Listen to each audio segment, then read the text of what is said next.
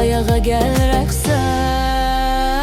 Gel birlikdə rəqs edək, əllərini yaxşı aç, bədəndəki rengarenk elbiseyi döndür. İndi bu ürəyə qulluq etmək növbənizdir. Ətrin məni necə sərxoş edir. Gəl birlikdə rəqs edək, əllərini yaxşı aç, bədəndəki rengarenk elbiseyi döndür. İndi bu ürəyə qulluq etmək növbənizdir. Ətrin məni necə sərxoş edir.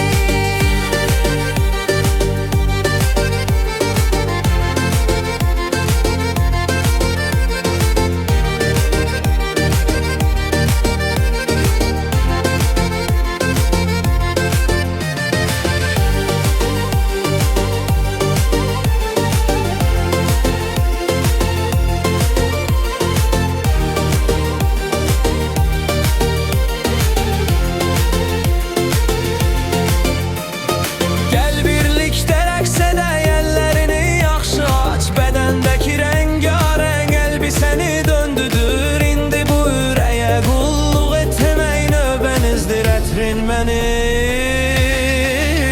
necə sərxoş edir. Gəl birlikdə rəqs